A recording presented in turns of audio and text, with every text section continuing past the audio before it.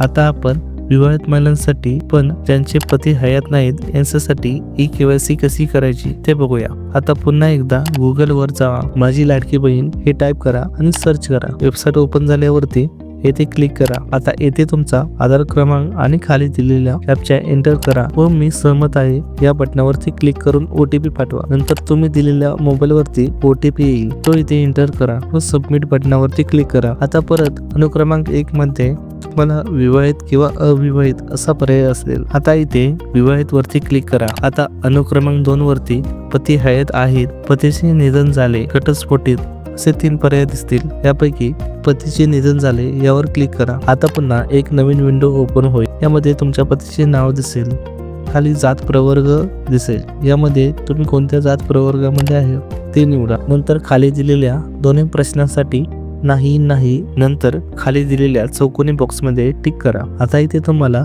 पती किंवा वडील हयात नसल्यास किंवा घटस्फोटित असल्यास संबंधित पुरावे दिनांक 31 डिसेंबर पूर्वी अंगणवाडी सेविकाकडे सादर न केल्यास संबंधित लाभार्थ्याचे ई-केवायसी प्रामाणिक मानले जाणार नाही आणि ई-केवायसी अपूर्ण आहे असे समजले जाईल। बघा, म्हणजे इथे तुम्हाला ई-केवायसी केल्यानंतर अंगणवाडी सेविकाकडे 31 डिसेंबर पूर्वी जमा करायचे आहे, तरच तुमची केवायसी ग्राह्य धरली जाईल आणि त्या केवायसी पुन्हा करावी लागेल। आता सबमिट बटनावरती क्लिक करा। अशा रीतीने तुमची ई-केवायसी पडताळणी यशस्वीरित्या पूर्ण झाली असा स्क्रीनवर मेसेज येईल। अशा पद्धतीने आपण दोन्ही विवाहित व अविवाहित महिलांसाठी ई-केवायसी प्रक्रिया कशी करायची याची माहिती या व्हिडिओमध्ये घेतली आहे। तुम्हाला ई-केवायसी बद्दल काही अजूनही तक्रार असल्यास किंवा अजून कोणती माहिती हवी असल्यास नक्की कमेंट करा।